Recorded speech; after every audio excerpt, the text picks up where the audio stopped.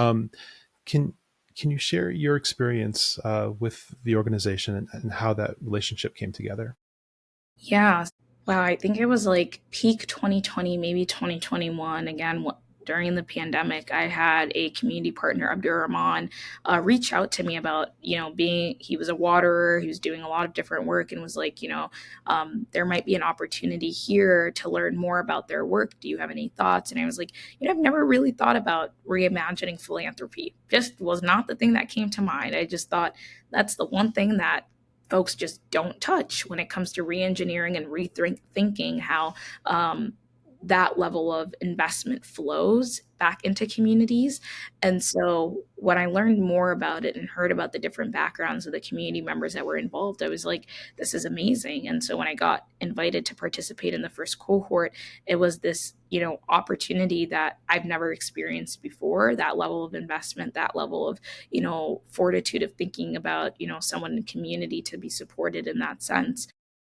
It was very rare and continues to be rare. And so I think for me, it's, seeing the growth and hoping that they are able to continue on this philosophical ethos, right? Where it's around beyond giving, what does it look like to give without restrictions, right? That is a really new practice. I think a lot of folks would like to be in that space, but have not gone into the space of interrogating themselves and interrogating their guide, their guidelines and their practices and their regulatory elements around what actually is in practice and what is actually in policy, and why are you doing the things that you're doing when it comes to giving. And so the waterers, I think, is just an amazing initiative and effort, and I really hope that you all have like the resilience and the ability to continue to give without what we consider the day-to-day practices of restrictions that we see in giving. Hmm. I guess that leads to probably this last question about this is, for those who are considering, or who are already giving, um, what maybe changes would you advise, in their practice, maybe to make it easier for people in community or to streamline that process? How would you see that?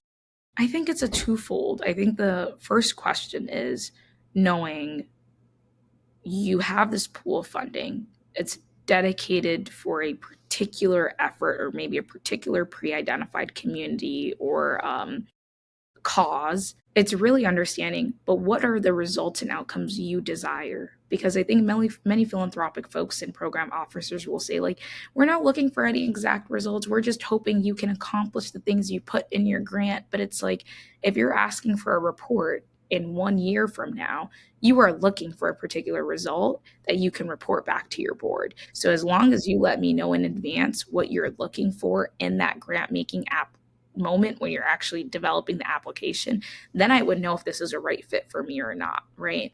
Rather than feeling like, I'm being policed or interrogated about the work that I'm driving for my organization.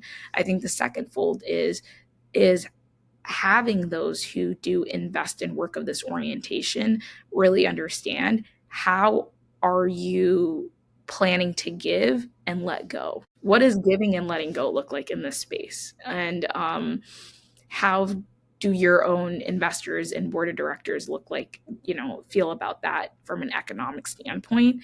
And what does success look like for you in that point? Like, how would you define success with giving these dollars? Right on.